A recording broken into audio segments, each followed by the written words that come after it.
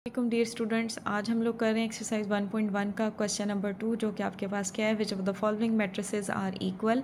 हमें बहुत सारे मैट्रिसेस दिए हुए और आपसे पूछा जा रहा है कि बताओ उनमें से कौन कौन से मैट्रिक्स आपके पास इक्वल हैं। तो इसके लिए सबसे पहले ज़रूरी है कि हमें इक्वल मैट्रिसेस की डेफिनेशन पता हो। तो देखते हैं कि इक्वल मैट्रिसेस आपके पास होते कौन से हैं। इक्वल मैट्रिसेस हैं आपके पास, let A and B be two matrices, then A is said to be equal to B and denoted by A is equal to B if and only if. हम कहते हैं ए और बी दो matrices हैं, हम कहेंगे कि ये दोनों इक्वल आपके पास तब होंगे जब ये दो कंडीशंस को पूरा करें। पहली कंडीशन क्या है, the order of A is equal to the order of a B. Matrix A का ऑर्डर मैट्रिक्स बी के ऑर्डर के इक्वल हो। Second condition, the corresponding entries are equal, उनकी कॉरस्पॉन्डिंग एंट्रीज भी इक्वल हो।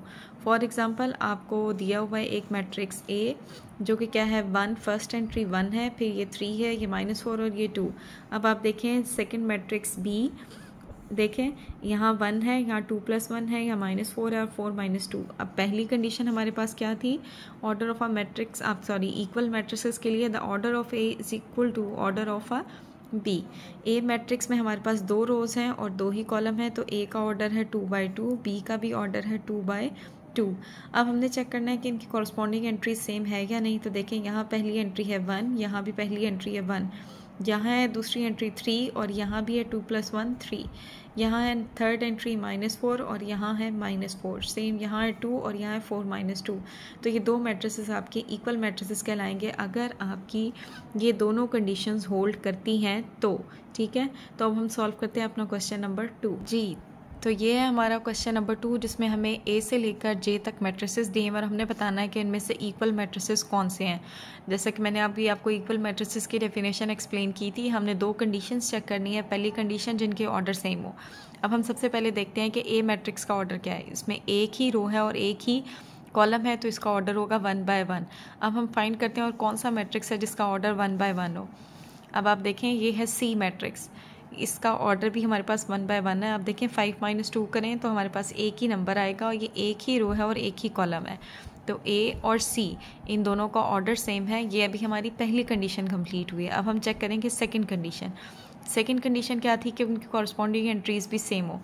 यहाँ हमारे पास है 3 और जब हम 5 में से 2 माइनस करें तो भी आंसर क्या आता है 3, मीन इनकी कॉरस्पॉन्डिंग एंट्रीज भी सेम है। तो हम क्या लिख सकते हैं, ए इज इक्वल टू सी। ठीक है, नेक्स्ट है हमारे पास बी मैट्रिक्स। बी मैट्रिक्स में आपके पास एक रो है और 2 कॉलम है, मीन इसका ऑर्डर आपके पास क्या है 1/2। अब हम चेक करते हैं 1/2 ऑर्डर का। इसी के नीचे आप देखें डी मैट्रिक्स है, इसमें भी एक रो है और 2 कॉलम है। दोनों मैट्रिसेस का ऑर्डर सेम है, लेकिन इक्वल मैट्रिसेस की जो दूसरी कंडीशन थी वो क्या, कि इनकी कॉरस्पॉन्डिंग एंट्री सेम होनी चाहिए।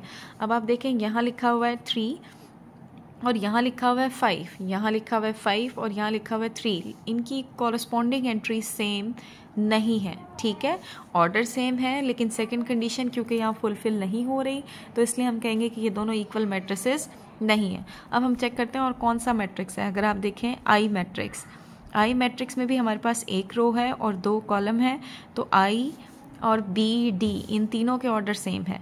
लेकिन अब हम चेक करते हैं क्या इन तीनों की एंट्रीज भी सेम है। अब बी की एंट्री में पहला था 3, अब अगर आप चेक करें तो आई में भी पहला है 3, फिर यहाँ है 5 और यहाँ भी आता है 3 + 2 5। इट मीन हम लिखेंगे B is equal to I. B matrix हमारे पास किसके इक्वल आ गया है, आई के इक्वल आ गया है। ठीक है, अब हमारे पास सी मैट्रिक्स हो चुका है, डी हमने कहा है कि ये इक्वल नहीं है। अब हम चेक करेंगे ई मैट्रिक्स। ई मैट्रिक्स में आपके पास 2 रोज हैं और 2 ही कॉलम है, मीन इसका ऑर्डर है 2/2। अब हम चेक करते हैं 2/2 ऑर्डर का और कौन सा मैट्रिक्स है। अगर आप देखें एच, इसमें भी हमारे पास 2 रोज हैं और 2 ही कॉलम है। ठीक है, तो पहली कंडीशन तो यहाँ होल्ड करती है। अब हम चेक करेंगे दूसरी कंडीशन। यहाँ कॉरस्पॉन्डिंग एंट्री में पहली है 4, यहाँ भी है 4, फिर यहाँ है 0, यहाँ भी है 0, नेक्स्ट यहाँ है 6, यहाँ भी है 6, यहाँ है 2 और यहाँ भी है 2। मीन ये दोनों आपके पास इक्वल मैट्रिसेस हैं क्योंकि इक्वल मैट्रिसेस की दोनों कंडीशंस यहाँ होल्ड करती हैं। अब आप इसके अलावा देखें जे मैट्रिक्स, इसका भी ऑर्डर आपके पास वही है जो कि ई एच का है। इसमें भी 2 रोज हैं और 2 ही कॉलम है।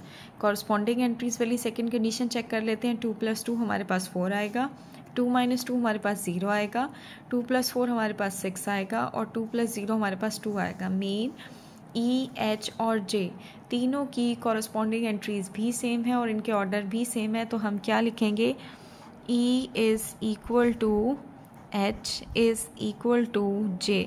मीन के तीनों मैट्रिसेस आपके पास इक्वल मैट्रिसेस हैं। अब आप देखें हमारे पास कौन सा मैट्रिक्स रह गया, अब हमारे पास रहता है एफ मैट्रिक्स। इसमें हमारे पास 2 रोज़ हैं और एक कॉलम है, ठीक है, तो मीन इसका ऑर्डर है 2/1। सेम अब आप यहाँ पे देखें जी मैट्रिक्स, इसमें भी 2 रोज़ हैं और एक कॉलम है, तो एफ और जी दोनों के ऑर्डर सेम है। अब हम चेक करते हैं कि इनकी कॉरस्पॉन्डिंग एंट्री सेम है या नहीं। यहाँ 2 है और यहाँ 3 - 1, ये भी आंसर आएगा 2। यहाँ 6 है और यहाँ 3 + 3, ये भी आपके पास क्या आएगा 6। इन दोनों के ऑर्डर भी सेम है और इनकी कॉरस्पॉन्डिंग एंट्रीज भी सेम है, तो हम क्या लिखेंगे, एफ इज़ इक्वल टू जी। अब हमारे पास सारे मैट्रिसेस आ गए हैं, लेकिन हमारे पास ये जो डी मैट्रिक्स था इसका ऑर्डर तो सेम था लेकिन इसकी कॉरस्पॉन्डिंग एंट्री सेम नहीं थी, इसलिए किसी के भी इक्वल नहीं है। तो ये मैट्रिसेस हैं जो कि आपस में एक दूसरे के इक्वल हैं। तो ये था हमारा question number 2। Thank you so much.